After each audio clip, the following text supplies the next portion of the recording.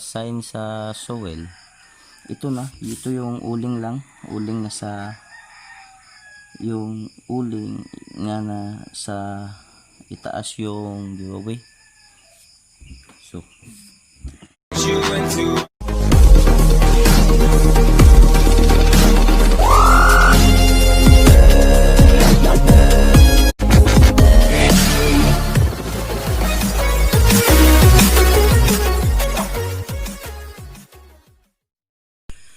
hello mga ka-TH, welcome back to my channel. And ngayong umaga, bali tatalakayin natin yung mga late o kaka-upload ko na video. Yung naalala nyo pa ba yung snakehead at saka yung turtle head? Bali, i-confirm natin kung ano talaga yung mapstone na snakehead or turtle head.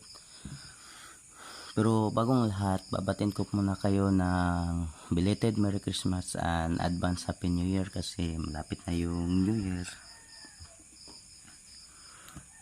So, belated Merry Christmas and advance Happy New Year. So, ito na yun guys. Bali, i-drawing natin yung terrain ng place. So yung nakalagay yung balon, bali pag ganyan yung bundok niya mga ka-TH. Ayan, ganito yung hitsura ng bundok niya. Dito is may old nara tree, bali pinutol na to, putol old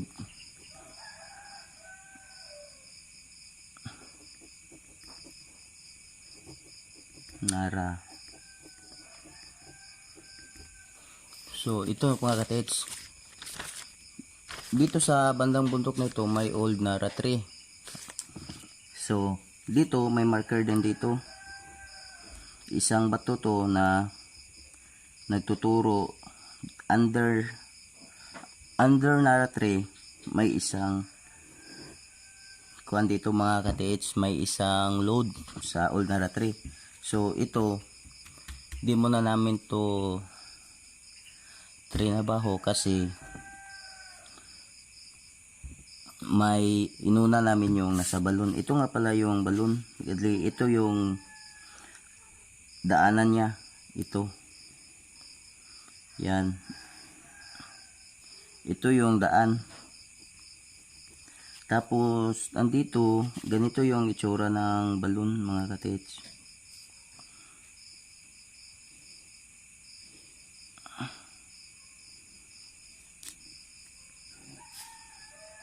Ganyan, ito bali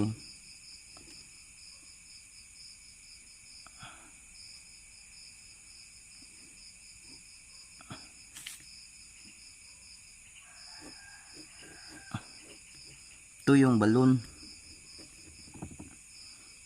tapos ito kuha na to siya,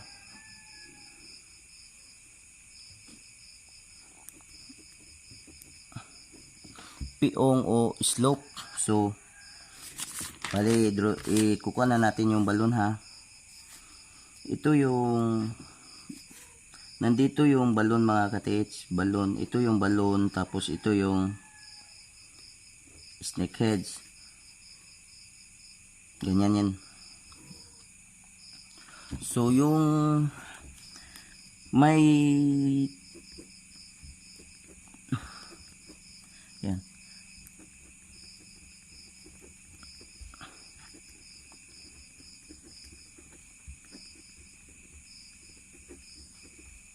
yan.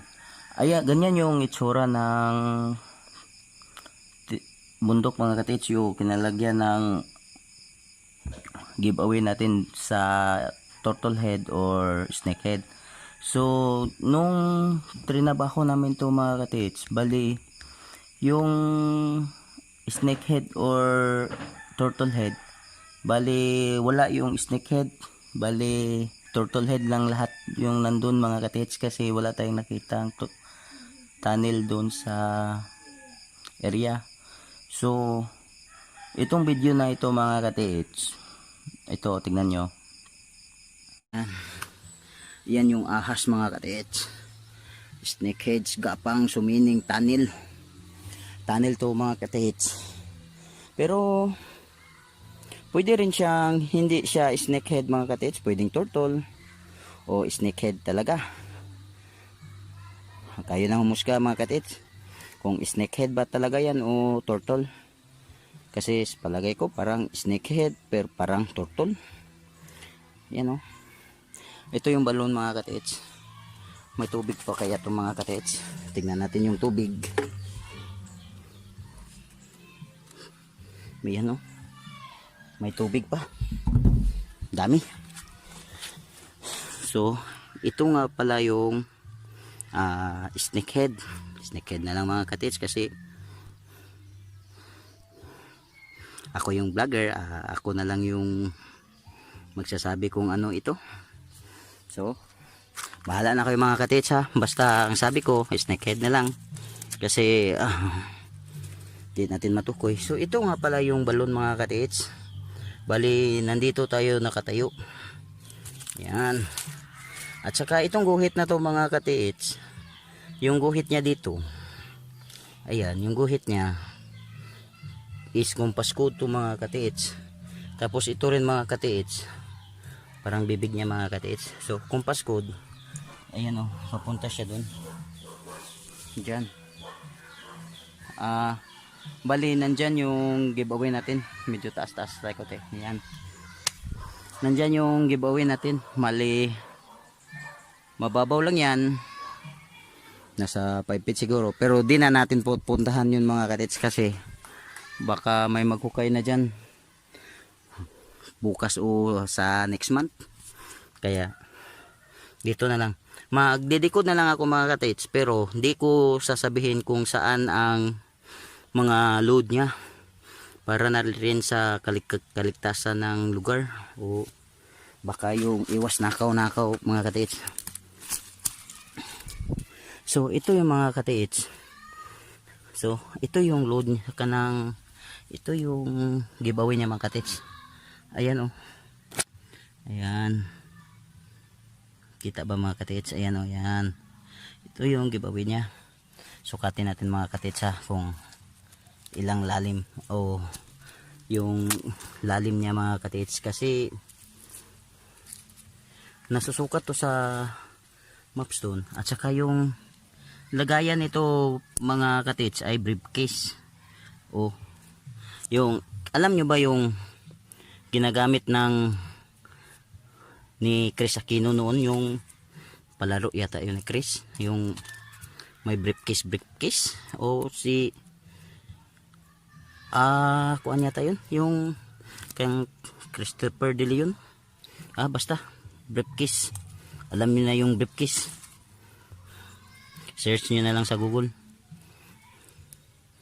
So ang lalim nito mga katits from the surface, kasi dito natabunan na to ng lupa, from dito papunta doon sa ilalim ay 5 feet. So 5 feet sa taas, 5 feet sa ilalim, bali 10 feet na to mga katits ha, yung kwan, may mga lamok mga katits.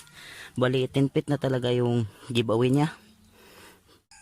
Wala yung turtle head na yan, snakehead. Bali yung snakehead X yun, so turtle head yung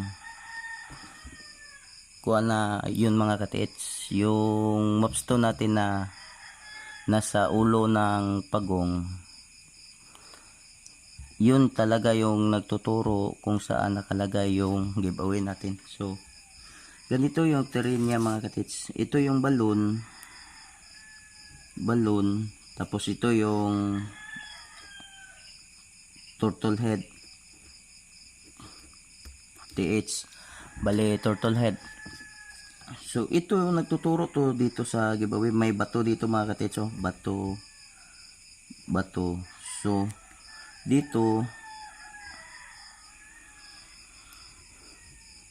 dito sa gitna mga katiits, nandito yung giveaway.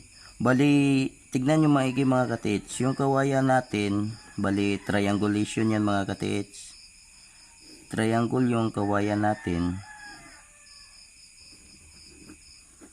Yan. Triangle yung kawayan. Bali, ganito yung itsura ng formation ng kawayan mga katiits. So, dito triangle ang kawayan. Pag ganito pala ang triangle at saka equal size mga katiits. Equal size kasi itong mga katiits, distance. Equal distance yung tatlong kawayan na nasa slope mga katiits. Ganyan yan, nasa slope yan. So, ganito mga katiits, nasa gitna siya ng dalawang kawayan at saka dito. Bali,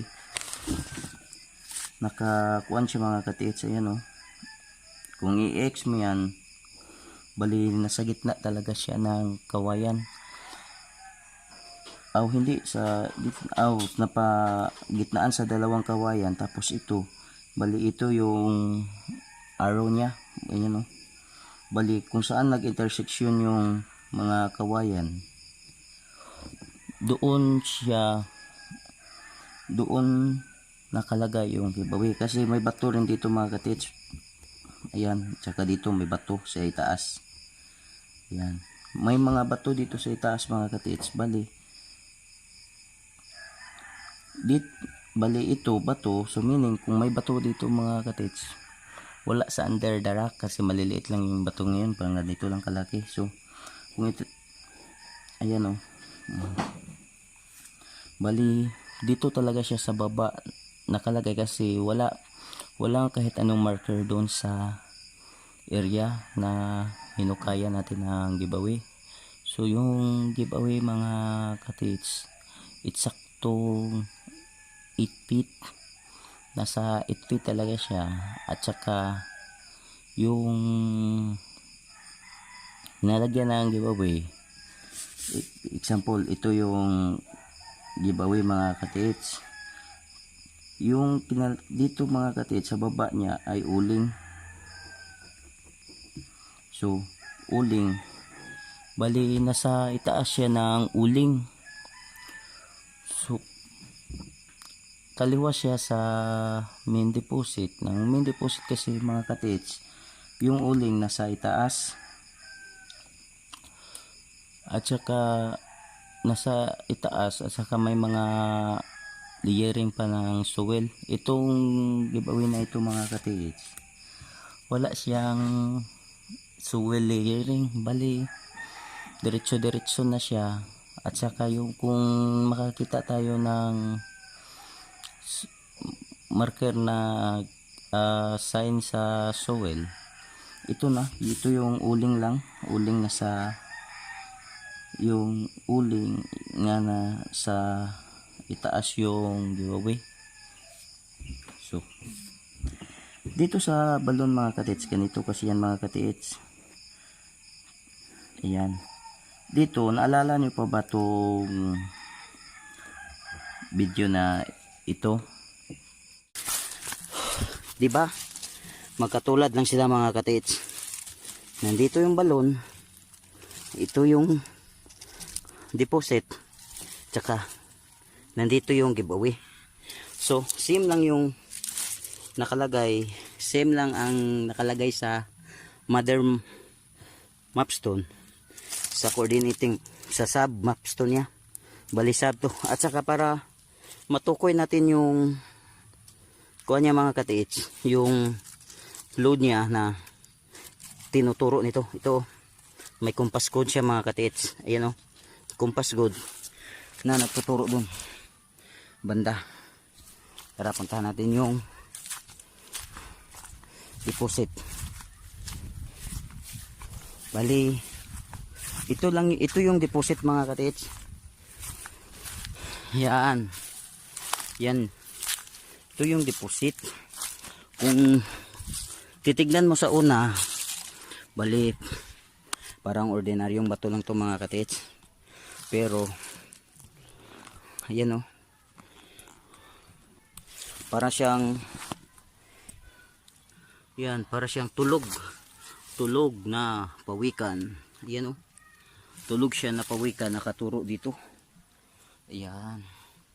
Bali mga katiits, yung pawikan na ito mga katiits, ito ay nagtuturo lamang sa entrance. Pero hindi siya mismo nandito sa ilalim. Di mismo yung object na tinuturo niya. Bali lihis siya kaunti. Ang lihis niya mga katiits ay susukatin ko isa. Nasa 8 feet ang lihis niya mga katiits.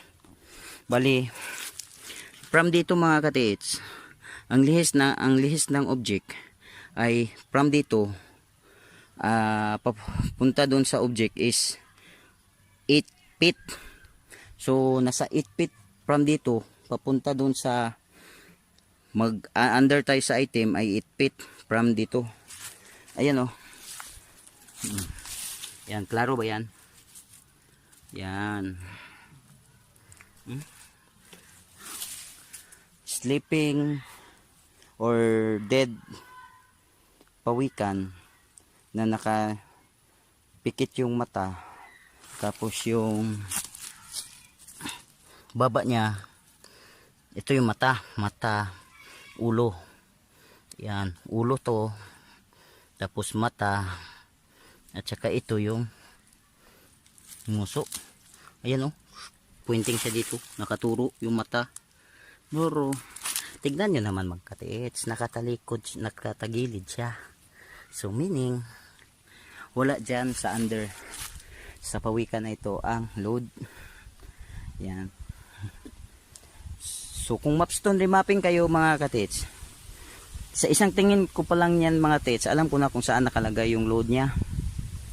So ayan yung area niya mga katiits. So kayo na magsabi kung saan dyan katuro yung load niya. Ayan oh. Ayan yung nakapalibot sa kanya mga katiits. Yan. So itong video na yung nakita nyong video mga katiits, ito yung turtle head at saka sign niya dito. Bali itong sign na to may compass code siya na nagtuturo doon sa turtle head. So yung turtle head pala natin mga katiits, bali ganito siya ang itsura niya. Nandito sa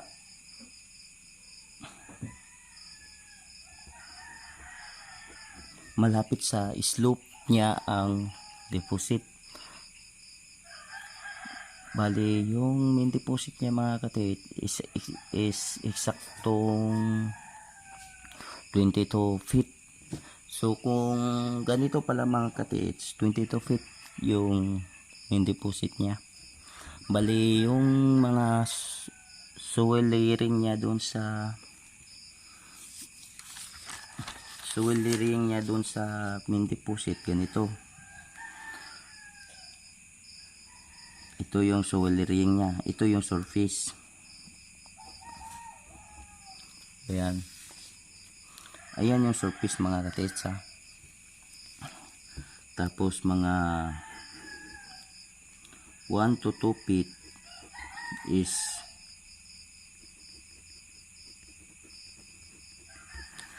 nature lang ito mga katiits, yung 1 to 2 feet. At saka yung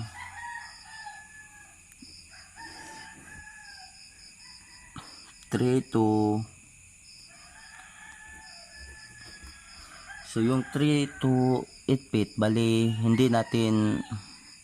di natin makuan kung anong soil yun kasi parang sa buhangin na may halong lupa, parang mix yung buhangin at saka yung lupa natin mga katiits, yung natural na lupa, parang mix siya ng buhangin. So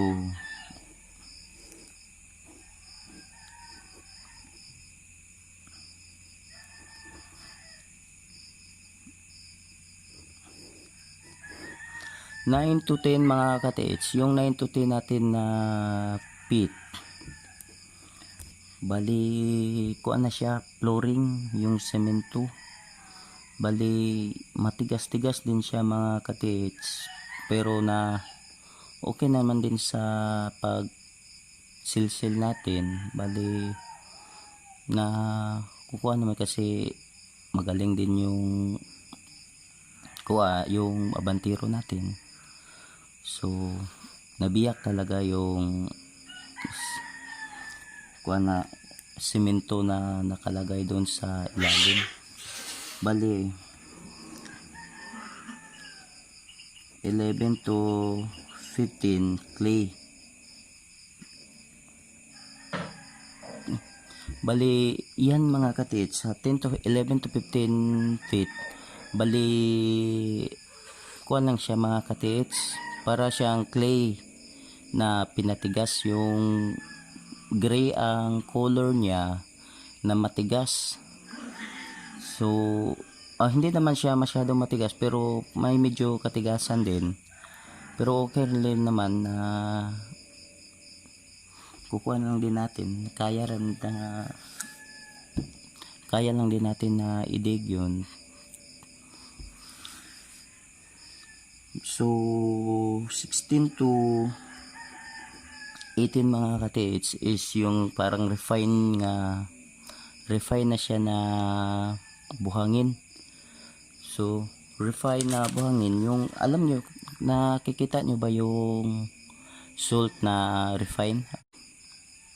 Yung parang iodized salt pala yung mga katits, iodized salt, ganyan ka lambot yung buhangin na yun mga katits, parang refine siya.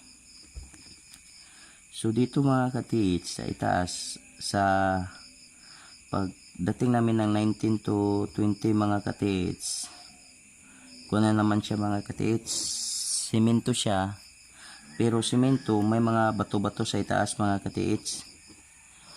Bali 20 feet mga katits, bato-bato siya na malalaki mga katits. At saka sa ibaba ng bato is may kuan na naman mga katits. Bali sa baba may uling siya. Dito uling to dito mga katits, uling. At saka sa itaas ng uling may simento na naman siya mga katits na flooring.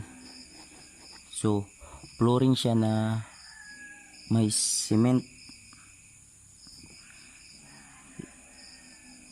Sa ibaba ng cement ay uling. So yung pagka 21 feet mga katits, yung 21 feet pagkatapos ng uling, ito na yung pinaka delikado na portion sa area na ito mga katits. Kasi alam nyo ba mga katits, ang amoy ng lupa mga katits is amoy rosas.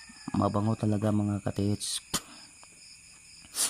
mabango yung soil niya. So yung soil niya pala mga katits is gray na clay na pag hinawakan mo ay malamig. So nung na-encounter na natin yung 21 feet mga katits na yung masarap ang amoy niya, or sarap amoyin yung lupa niya mga katits, pinaakyat natin yung mga abantero natin o yung tagahukay. At saka doon na namin ginawa yung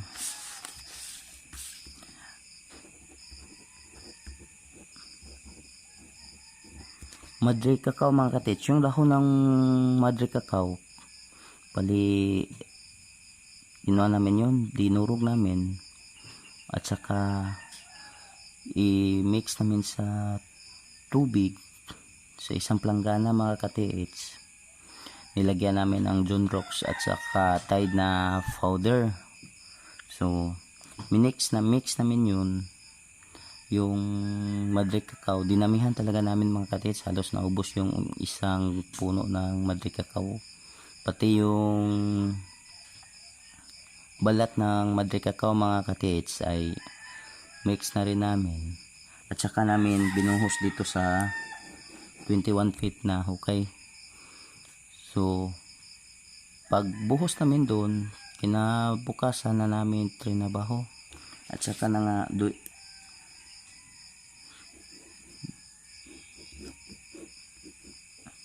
nandoon na nga nakita na nga yung eksaktong 22 feet. Nandoon na nga talaga yung kuha natin mga katits, yung hinahanap natin. So wala ako sa mood mag video kasi ngayon mga katits, kasi parang sinisipon ako baka na-COVID na tayo dun sa kuha natin sa mga area, kasi ulan at saka medyo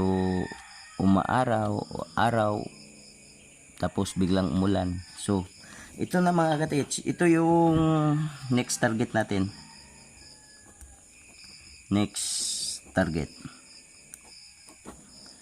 Bali itong Nara tree mga katits, dito yung bato niya. Bali ito mga katits ay giveaway. So itong Nara tree is nasa under yung giveaway na ito mga katits. Bali ito mga katits nasa pangpang to. Dito ganyan yan. Bali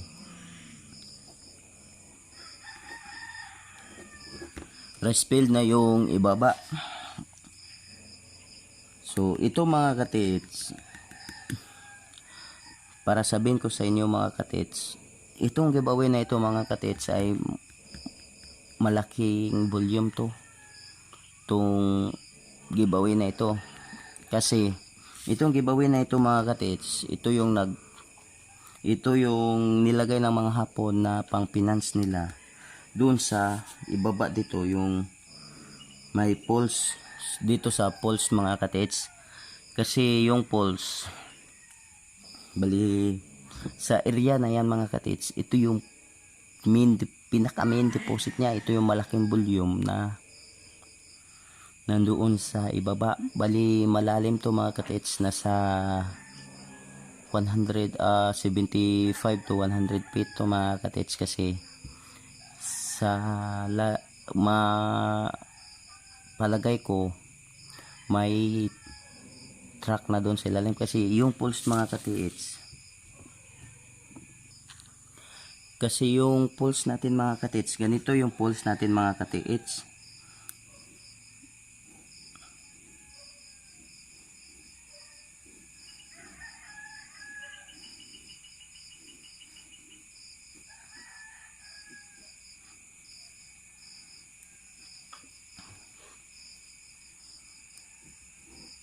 Yan yung poles natin mga katits. Bali tatlo ang bagsakan nito mga katits.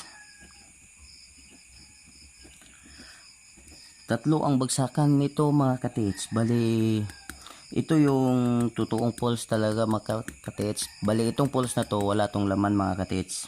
Sa gilid nito, ito yung main na kuha nila mga katits. Bali ito yung main na kampo ng mga Hapon doon sa area. At saka yung sa gilid pala ng poles na ito mga katits, sa gilid is may kalsada yun dati mga katits. Bali pwedeng makapasok doon ang sasakyan. So ito mga katits, bali sa poles nito mga katits, sa gilid nito may poles din. Yan.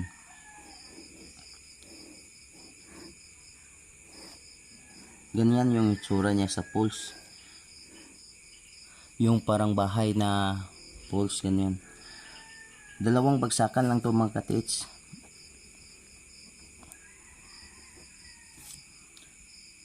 So ito yung unang bagsakan, pali ito pangalawa. So dito sa pangalawang bagsakan mga katits, unang bagsakan niya, andyan yung door niya. So meaning kung ito yung door niya sa taas mga katits, ito ay poles na man-made. So meaning ganito yung itsura ng